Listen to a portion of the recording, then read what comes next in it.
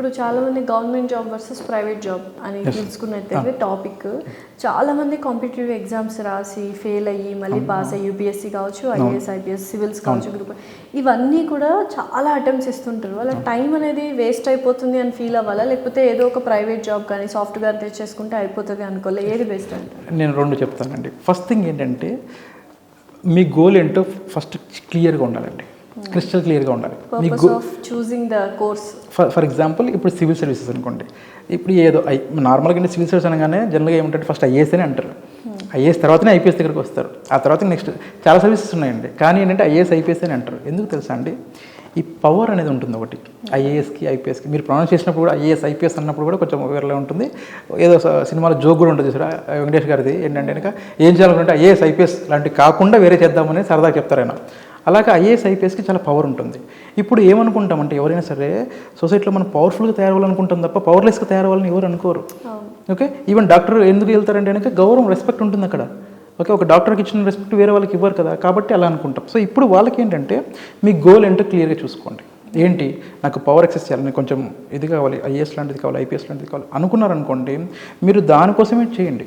4 years 6 years మీకు eligibility. For example అంటే general కేటగిరీకి ఒకలా ఉంటుంది, వేరే కేటగిరీస్కి ఒకలా ఉంటుంది. అంటే ఎలిజిబిలిటీ క్రైటీరియాస్ అటెంప్ట్స్ ఏవైతే ఉంటాయో అవి ఉంటాయి అనమాట. సో మీరు అన్నిసార్లు అటెంప్ట్ ఇవ్వండి, పర్లేదు, నాట్ అన్ ఇష్యూ. ఎంతవరకు టిల్ మీకు ఎలిజిబిలిటీ ఉన్నందుకు ఇవ్వండి. ఎప్పుడు మీ గోల్ అదే అవుతాయి, మీ గోల్ అదే అయిందనుకోండి, కంపల్సరీ దానికోసం పోరాడండి. అంతే తప్ప ఒక అటెంప్ట్ ఒకటి ఇచ్చిన తర్వాత మీ ఫ్రెండ్ ఎవరో వచ్చేసి అరే నాకు ఇప్పుడు ఆల్రెడీ ఐటీలో నాకు 20 lakhs ప్యాకేజ్ ఉంది, 20 LPA నేను ఓకే, నా లైఫ్ చాలా బాగుంది అంటే దానికి డివేట్ అవ్వకండి, అవసరం లేదు. ఎందుకంటున్నంటే ఇక్కడ మీరు ఆ 20 లక్షలు 30 లక్షలు ఇప్పుడు చూస్తే మీరు డివేట్ అయిపోతే కనుక రేపటి రోజు నువ్వు అనుకున్నటువంటి గోల్ పోలేవు. అప్పుడు ఏం చేస్తావు, మళ్ళీ ఇక్కడికి వస్తావు.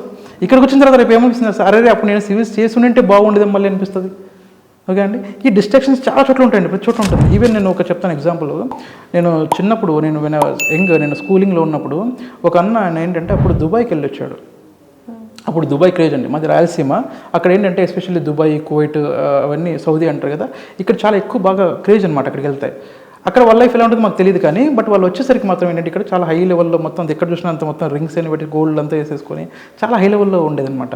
సో ఆయన వచ్చి చెప్పే ఏంటంటే దుబాయ్కి వెళ్ళేసి నేను బాగా సంపాదించాను అన్నట్టు చెప్పి కొంచెం చూపిస్తున్నాడు.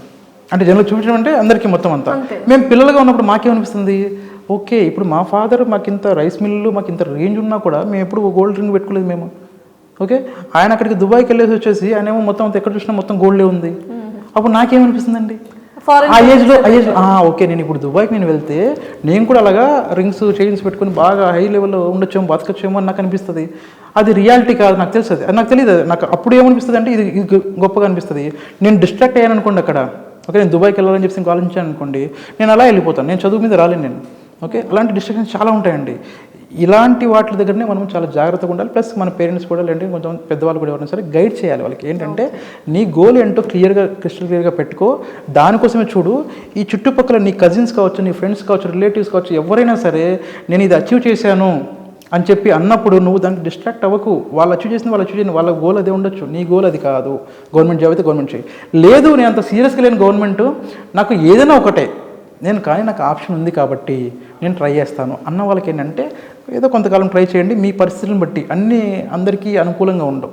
సే ఫర్ ఎగ్జాంపుల్ ప్రతి ఒక్కరికి డేలో 24 hours ఉంటే మీ డే వేరేలా ఉంటుంది, నా డే అందరికీ 24 hours, కానీ డే వేరేలా ఉంటుంది. అలాగే ఎకనామికల్ సిచ్యువేషన్ చూసుకోవాలి, అన్నీ చూసుకోవాలి. ఫ్యామిలీ సిచ్యువేషన్ చూసుకొని వాళ్ళకి చేయాలని ఉన్నా కూడా కొన్ని పర్మిట్ చేయవు. అలాంటి వాళ్ళు ఏంటంటే తప్పదు, వాళ్ళు ఏంటంటే కొంత కాంప్రమైజ్ అవ్వచ్చు. కానీ మీరు అలా కాదు, మీకు సపోర్ట్ చేస్తుంది దేవుడు, ఏదో ఇచ్చాడు మీకు అందరికీ తినడానికి ఉండడానికి ఉంది చదువుకోవడం. ఇవాళ ఏంటంటే ఒక కోచింగ్ ఇన్స్టిట్యూట్కి వెళ్ళకపోయినా కూడా వాళ్ళు సాధించవచ్చు. ఎలాగా మనకు ఉన్నటువంటి కంటెంట్ మొత్తం అంతా యూట్యూబ్లో ఉంది. అయితే ఇది ఎవరికంటే అండి అఫోర్డ్ చేయలేని వాళ్ళకి మాత్రమే. అఫోర్డ్ చేయగలిగిన కంపల్సరీ ఇన్స్టిట్యూట్కి వెళ్ళమని చెప్తాను. ఎనీ ఇన్స్టిట్యూట్ మీరు ఏదైనా సరే ఒకటి తీసుకోండి. ఎందుకంటే ప్రతి ఇన్స్టిట్యూట్లోనూ ఒక ట్రైనర్ ఉంటారు, ప్రతి ఒక్కరు వాళ్ళు మనకు గైడ్ చేస్తారు, ఎలాగ వెళ్ళాలి, కరెక్ట్ పాత్ చెప్తారు. అది ఏదైనా సరే, ఐటీ అయినా సరే, నాన్ ఐటీ అయినా సరే, మీరు సివిల్స్కి వెళ్ళినా, ఏ గవర్నమెంట్ ఎగ్జామ్స్ దేనికి వెళ్ళినా కూడా ఒక ఇన్స్టిట్యూట్ని మీరు ఖచ్చితంగా అప్రోచ్ అవ్వండి. ఒక ట్రైనర్ని పట్టుకోండి ఎవరైనా సరే. వాళ్ళు ఇచ్చే గైడెన్స్ మీకు చాలా ఇంపార్టెంట్. దానివల్ల ఏమవుతుందంటే ఈ అబ్స్టకిల్స్ అన్నీ మొత్తం దూరం చేస్తారు. వాళ్ళు సింప్లిఫై చేసి మీకు చాలా ఈజీగా ఎలా క్రాక్ చేయొచ్చు అని చూపిస్తారు. ఓకే. సో ఇప్పుడు చాలామంది సివిల్స్కి ప్రిపేర్ అవుతూ ఉంటారు. కొంతమంది ఫస్ట్ అటెంప్ట్లో పాస్ అయిపోతారు, వెల్ అండ్ గుడ్. కొంతమంది 2-3 అటెంప్ట్స్ ఇస్తారు, పాస్ అయిపోతారు, వెల్ అండ్ గుడ్. కానీ ఎంత ట్రై చేసినా చాలామంది పాస్ అవ్వకుండా అలా మిగిలిపోయి టైం వేస్ట్ అయిపోయి ఉంటుంది వాళ్ళకి. వాళ్ళు నెక్స్ట్ ఏం చూస్ చేసుకోవాలి వాళ్ళ కెరియర్లో, అలా ఆగిపోయి ఉంటారు, డిప్రెషన్లో ఉంటారు. సో అటువంటి వాళ్ళు బయటకు వచ్చి ఎటువంటి కెరియర్ని వాళ్ళు చూస్ చేసుకుంటే బెటర్? ఫస్ట్ ఏంటంటే సివిల్స్ లాంటివి సిన్సియర్గా ఎవరైతే ప్రిపేర్ అయి ఉంటారో వాడి మైండ్ సెట్ కూడా మారిపోతుందండి. ఓకే. సివిల్ సర్వీసెస్ ఎవరైతే ప్రిపేర్ అవుతారో వాళ్ళ మైండ్ సెట్ చాలా బాగుంటుంది. అంటే వాళ్ళకు ఒక థింగ్స్ని చూసేటువంటి విధానం మారిపోతుంది. అయితే ఇక్కడ ఏంటంటే డిప్రెషన్ అనేది చాలామందికి వస్తుంది. ఎలా వస్తుందంటే ఇప్పుడు ఉన్నటువంటి పిల్లల మైండ్ సెట్ బట్టి వాళ్ళు ఏంటంటే ఒకటి అచీవ్ చేయలేకపోతే మేము లైఫ్లో ఇంకేం చేయలేకపోయాము అని కొంతమంది కొద్దిగా డిప్రెషన్లోకి వెళ్ళటము, కొంతమందికి సూసైడ్ టెండెన్సీస్ కూడా కొంతమంది ఉంటాయి. సో అది రాంగ్. కానీ ఏంటంటే వన్స్ అది అయిపోయిన తర్వాత మీకు గవర్నమెంట్ ఎగ్జామ్స్లోనే చాలా ఉన్నాయండి, దాని నెక్స్ట్ లెవెల్లో చాలా ఉన్నాయి. వాటిలో ఏదైనా సరే మీరు ట్రై చేయొచ్చు. ఓకే. సో ఈవెన్ మీరు సివిల్స్ రాస్తున్నప్పుడు కూడా ఏంటంటే కొంతమంది ఏం చేస్తారంటే సివిల్స్ అప్లై చేసినప్పుడు కూడా అటెంప్ట్ చేస్తున్నప్పుడు కూడా కొన్ని గవర్నమెంట్ ఎగ్జామ్స్ అటెంప్ట్ చేస్తారు, వాళ్ళకి జాబ్స్ కూడా వస్తాయి. ఓకే. కొంతమంది సిన్సియర్గా ఓన్లీ ఒకదాని మీదనే ఉంటారు. అదంతా అయిపోయిన తర్వాత ఏమంటారు, చివరికి ఏజ్ అంతా అయిపోయిన తర్వాత వాళ్ళకి క్రాక్ చేయలేనప్పుడు అప్పుడు బాధపడిపోయేసి మేము లైఫ్లో ఏం అచీవ్ చేయాలనుకుంటారు. మీరు అర్థం చేసుకోవాల్సిన విషయం ఏంటంటే ఎవరైనా సరే స్టూడెంట్స్ ఎవరైనా సరే ఆస్పిరెంట్స్ కానీ ఎవరైనా సివిల్స్ ఆస్పిరెంట్ కానీ ఎవరైనా సరే ఏం అర్థం చేసుకోవాలంటే పోస్టులు ఎన్ని ఉన్నాయి, ఎంతమంది అప్లై చేస్తున్నాం. ఫర్ ఎగ్జాంపుల్ 1000 పోస్టులు ఉంటే 10 lakhs మెంబర్స్ అప్లై చేస్తున్నాం, యావరేజ్ చెప్తున్నాను. ఓకే. చేస్తున్నాం. ఖచ్చితంగా మీరు చెక్ చేసుకుంటే 1% కూడా కాదు, నాట్ ఈవెన్ 1%. అంతే కదా. ఇప్పుడు 1000కి 1 lakh ఉంది అనుకోండి, పోస్ట్ 1 lakh మంది అప్లై చేశారు అనుకోండి, దానికి అంటే 1% అవుతుంది. మీరు 10 lakhs అంటే ఎంత అవుతుంది మీకు? నాట్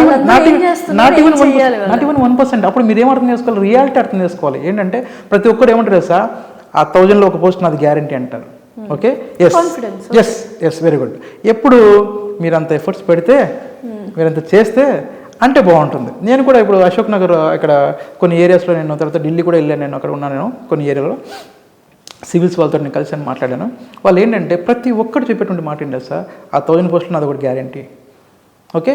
ఉండొచ్చు కాన్ఫిడెన్స్, కానీ ఓవర్ అవ్వకూడదు. అండ్ ఇంకోటి ఏంటంటే దాని తగ్గట్టు మీరు నిజంగా ప్రిపేర్ అవుతున్నారా, డెడికేషన్ ఉందనుకోండి, ఖచ్చితంగా మీరు అనొచ్చు ఆ 1000లో నాది గ్యారంటీ అని. లేకపోతే ఏంటంటే పక్కవాడు అన్నాడనో లేదంటే కొంచెం బాగా ఇదిగా ఉందని చెప్పేసి ట్రెండీగా ఉందని చెప్పేసి నేను నాది ఒకటి గ్యారంటీ అని చెప్పేసుకొని మనం మోసం చేసేసుకొని ఆ తర్వాత ఈ పీరియడ్ ఏదైతే ఉంటుందో అంతా అయిపోయిన తర్వాత లైఫ్ అంతా పోయిందని ఫీలింగ్లో ఉండి, అట్లీస్ట్ అలా అయిన తర్వాత లైఫ్ పోయిందని ఫీలింగ్ కూడా అక్కర్లేదు, కనీసం ఏదో జాబ్ చేసుకోండి. ఇంకా ప్రాబ్లం లైఫ్ ఎలాగో వెళ్ళిపోయింది, అది ఇంకా దాని గురించి వదిలేసేయండి. మీకు సివిల్స్ రాదు, మీ ఏజ్ క్రైటీరియా మీకు లేదు, అయిపోయింది అన్న తర్వాత నెక్స్ట్ ఇంకా దేనికైనా సరే మీకు ఎలిజిబిలిటీ ఉంటే, అంటే ఇప్పుడు మామూలుగా స్టేట్ గవర్నమెంట్లో ఉండండి. ఓకేనా. పబ్లిక్ సర్వీస్ కమిషన్స్ ఉంటాయి, వాటిలో మీరు ట్రై చేసుకోవచ్చు. వాటిలో ఏంటంటే అక్కడ సివిల్స్ నిజంగా సిన్సియర్గా అటెంప్ట్ ఇచ్చేసి అక్కడ ఫెయిల్ అయిన వాళ్ళు కూడా ఇక్కడ చాలా పాస్ అవుతారు. ఎందుకంటే ఆ స్టాండర్డ్స్ వేరు, ఈ స్టాండర్డ్స్ వేరు. అలా చేసుకోవచ్చు. అట్లీస్ట్ ఏంటంటే అక్కడ కాకపోతే కనుక ఏ డెప్యూటీ కలెక్టర్ లేదంటే ఏదో ఒకటి గ్రూప్ 1 లాంటి ఆఫీసర్లు, గ్రూప్ 2 లాంటి ఆఫీసర్లు వాళ్ళు అవ్వచ్చు. అలా చేసుకోవచ్చు. ఇక ఇవేవి మాకు రాలేదనుకుంటే ఇంకా ఆల్టర్నేట్ తప్పదు, ఏదో ఒకటి ప్రైవేట్ జాబ్స్ కానీ లేదంటే బిజినెస్ కానీ చేసుకోవటమే అంతే. ఓకే. సో ఇప్పుడు చాలామంది యంగ్స్టర్స్ స్టార్టప్ కంపెనీస్ ఆంటర్‌ప్రెన్యూర్స్ అవ్వాలి అని చూస్తున్నారు. దానికి ఎలా ప్రిపేర్ వాళ్ళ మైండ్ సెట్ ఎలా ఉంటుంది? సింపుల్ అండి. ఆంటర్‌ప్రెన్యూర్ ప్రతి ఒక్కరికి అంటే ఎలా ఉంటుందంటే నేను బాస్ అయితే బాగుంటుంది. ఇవాళ ఎలా ఉందంటే ట్రెండ్ ఎలా ఉందంటే మేబీ మీడియా ఎఫెక్ట్ వల్ల కూడా కావచ్చు. ఎలా ఉందంటే ప్రతి ఒక్కరు ఏమంటారంటే నీకు నువ్వే బాస్ ఏంటి 9 to 6 జాబులు చేస్తావు అని కొంచెం యాడ్స్ కూడా ఇస్తున్నారు. ఓకే. 9 to 6 జాబ్ చేయడం ఎందుకు, నువ్వు ఎంత ఏమంటావు దాన్ని హార్డ్ వర్క్ చేస్తున్నావు, గొర్రెలా కష్టపడుతున్నావు, అలా కష్టపడి అంటున్నారు. కానీ ఒకటి ఏంటంటే రియాలిటీ ఏంటంటే ఆంటర్‌ప్రెన్యూర్ కూడా మీరు చూస్తే సక్సెస్ రేట్ చాలా తక్కువ ఉంటుంది, చాలా తక్కువ ఉంటుంది. చెప్పినంత ఈజీగా ఉండదు అక్కడ చెప్పేస్తారు వాళ్ళు. ఎవరైనా సరే ఏంటంటే కెరీర్ కోచ్ కానీ ఎవరైనా సరే సింపుల్గా చేసుకొని అసలు ఎంటర్‌ప్రెన్యూర్గా అయితే నువ్వైతే చాలా బాగా సంపాదించవచ్చు. కానీ సక్సెస్ రేట్ చాలా తక్కువ ఉంటుంది. నిజంగా మీకు అది ప్యాషన్ ఉండాలి ఫస్ట్ థింగ్. రెండోది ప్యాషన్ ఉంటే సరిపోదు, దానికి తగ్గట్టు మన దగ్గర స్కిల్ ఉందా లేదా అది కూడా చూసుకోవాలి. ఆ తర్వాత మనం అఫోర్డ్ చేయగలమా లేదా.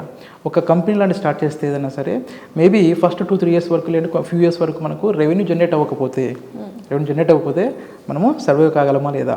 ఒకవేళ నేను ఎంప్లాయీని తీసుకుంటే వాళ్ళకి నేను శాలరీస్ ఇవ్వగలనా లేదా, నా ఆఫీస్ మెయింటైన్ చేయగలలేదా అనేటువంటి కొన్ని రియాలిటీ చెక్స్ ఉంటాయి. ఓకే. కొన్ని మిత్స్ ఉంటాయి, కొన్ని రియాలిటీ చెక్స్ ఉంటాయి. ఫర్ ఎగ్జాంపుల్ ఏంటంటే అప్పుడెప్పుడు ఏమంటారంటే ఈయన doctor APJ Abdul Kalam sir చెప్పారు, కళ్ళగనండి దాన్ని సాకారం చేసుకోండి అన్నారని చెప్పేసి. ప్రతి ఒక్క డైలాగ్ ఏంటంటే మేము కళ్ళగనేస్తే కళ్ళ కంటే సరిపోద్ది, దాన్ని సాకారం చేసుకునే దానికి మీకు ఏమున్నాయి కూడా వినండి. సగం వినకండి, సగం సార్ చెప్పారు కదా, అబ్దుల్ కలాం సార్ చెప్పారు కదా అని సగం వినేసి కళలు మాత్రం కంటూ కూర్చుంటే మనకు కాదు. దానికి కావాల్సినటువంటి ఏంటి, మీకు ఏం కావాలి అవి చూసుకోవాలి. అవి ఉంటే మీరు 100% చేయొచ్చు, ఎంటర్ప్రెన్యూర్షిప్ చేయొచ్చండి. లేకపోతే మాత్రం దాని జోలికి వెళ్ళకపోవడం మంచిది.